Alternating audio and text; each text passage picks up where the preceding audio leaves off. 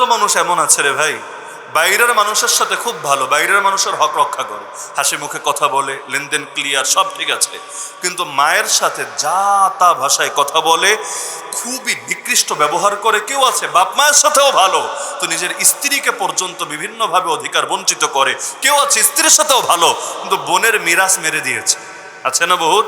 এই লাইনে তো অধিকাংশ ধরা, কারণ বাঙালি মিরাজ ভাগই করে, বাপমা যা রেখে গেছে যার যেটা পেরেছে দখল করে খাচ্ছে। অথচ নিয়ম হলো আপনি যখন তাকে মাটিতে শোয়ালেন, দাফনের পরে আপনার জন্য জরুরি হলো আপনি তার মিরাজগুলো শরিয়াসম্মত পন্থায় ভাগ করবেন। ঋণ থাকলে ঋণ দেন, ওসিয়াত থাকলে ওসিয়াত পূরণ করেন, এরপর বাকিগুলো উত্তরাধিকারীদের ভেতরে শরিয়ত সম্মত পন্থায় যার যতটুকু প্রাপ্তি আছে সেভাবে ভাগ করেন। এই বাংলাদেশে কয়জন ভাগ করে?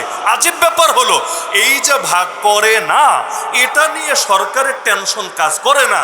ওদের টেনশন এই যে নারীবাদীরা এক রিপোর্ট জমা দিয়েছে নারী কমিশন সরকারের কাছে, কি ছেলেকে আর মেয়েকে সমান দাও। আরে পাগল, দেয়ই তো না, ভাগই তো হয় না। সমান না সমান না বেশ কমই আলোচনা তো পরে, আগে তো দেওয়ার আলাপ, দেওয়াই তো হয় না। এমনকি হিন্দু ধর্মে তো দেওয়ার বিধানই নাই, হিন্দু ধর্মে তো মেয়েদের দেওয়ার বিধানই নাই, তো ওইটা নিয়ে আলাপ কর আগে। কিন্তু না, ওইটা নিয়ে আলাপ করলে ইসলাম কোপানো রাজনীতি কিভাবে করবে? হিন্দু ধর্ম নিয়ে টান দিলে নরেন্দ্র মোদী তো কষ্ট পাবে, অমিত শাহ তো রাগ করবে, তখন তো ওদের বহুত ঝামেলা হবে, ওদের পেছনে যারা ফান্ডিং করে ওরাও বিভিন্নভাবে খেপতে পারে। এজন্য সব কিছুর মূল্যে হলো ইসলামকে টার্গেট করে শুধু খেপাতে হবে। অথচ ইসলাম তো নারীরা আরো জিতিয়ে দিয়েছে, কারণ ব্যয়ের দায়িত্ব দেয় নাই, খালি আয়ের বিভিন্ন সোর্স দিয়ে দিয়েছে।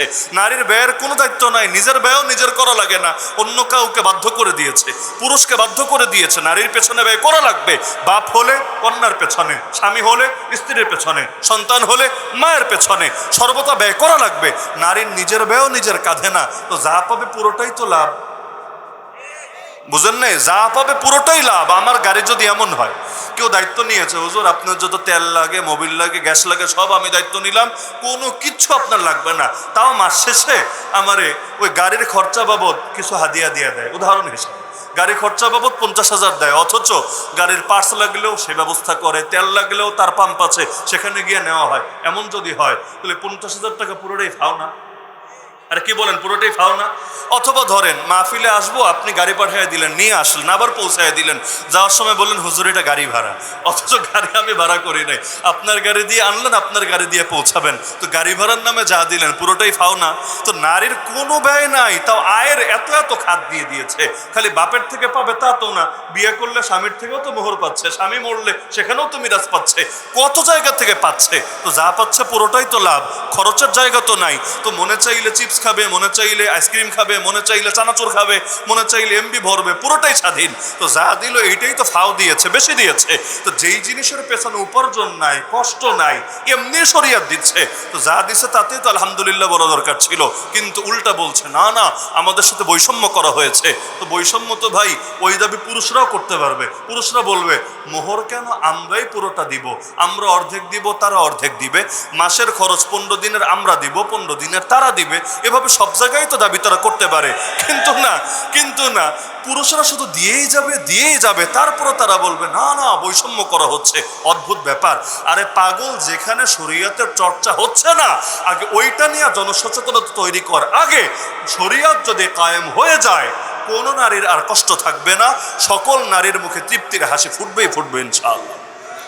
কিন্তু সমস্যা যেখানে এটা নিয়ে কথা বলবে না, কিন্তু ধান্দা তো ভিন্ন।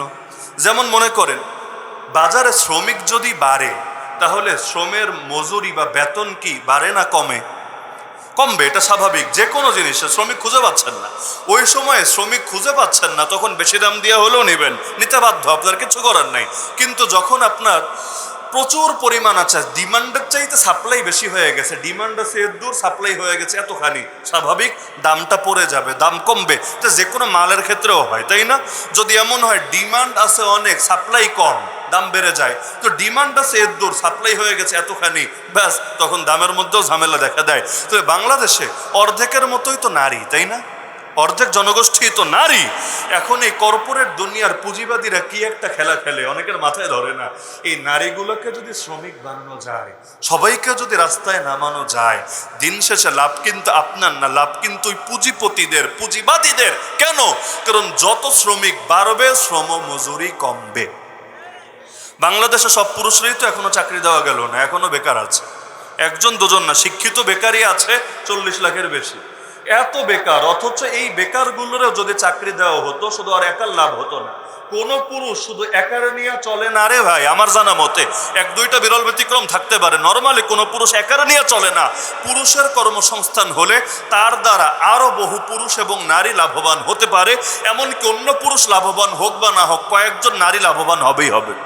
তার মা লাভবান হবে, তার স্ত্রী লাভবান হবে, তার বাচ্চারা লাভবান হবে, বহুত মানুষের লাভ হবে একজন বেকারের চাকরির ব্যবস্থা করলে। তো সব পুরুষরাই চাকরি দিয়ে সারা গেল না, কিন্তু এর আগেই নারী বলছে আমাদেরকেও পিছিয়ে রাখা যাবে না, আমাদেরকেও আলাদা সেক্টরে কাজ দিলেও হবে না, একই সাথে কাজে নামাতে হবে, একই সেক্টরে কাজ করতে হবে, হাতে হাত রেখে কাঁধে কাঁধ মিলিয়ে বাংলাদেশ নির্মাণে এগিয়ে যেতে হবে।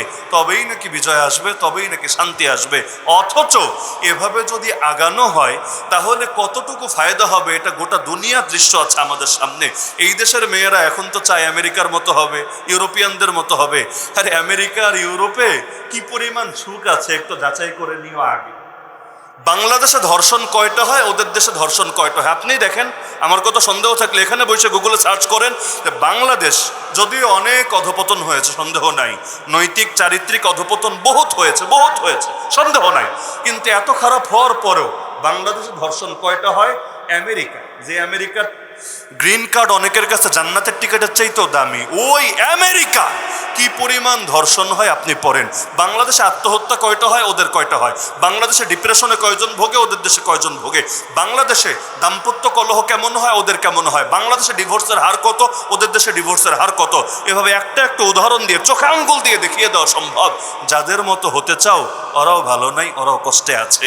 কারণ আল্লাহকে নারাজ করে কেউ শান্তি পায় না জীবনে। আল্লাহ যদি নারাজ হয় শান্তি পাবে কিভাবে? এই যে এখন বেশ্যাদেরকে বলছে শ্রমিক হিসাবে স্বীকৃতি দিতে, আচ্ছা দিলাম, কি হবে? লাভটা কি হবে? তুমি যারা স্বীকৃতি দিতে চাও সে স্বীকৃতি চাই কিনা এটা শুনেছ আগে? আরে আমি যেমন হুজুর, আমার বাচ্চারা আমি হুজুর বানাচ্ছি, এটা আমার জন্য গর্বের বিষয়। এখানে কেউ থাকতে পারেন ডাক্তার, বাচ্চারাও ডাক্তার বানাচ্ছেন গর্বের সাথে। কিন্তু একটা বেশ্যার নাম বলতে পারবেন যে নিজের মেয়েটাকেও বেশ্যা বানানোর চেষ্টায় আছে? যদি তার কাছে এটা সম্মানের বিষয় হতো, সম্মানের, তাহলে আমি যেমন হুজুর আমার কাছে সম্মানের, আমার বাচ্চারা হুজুর বানাচ্ছে এটাও সম্মানের, তাহলে সে বেশ্যা।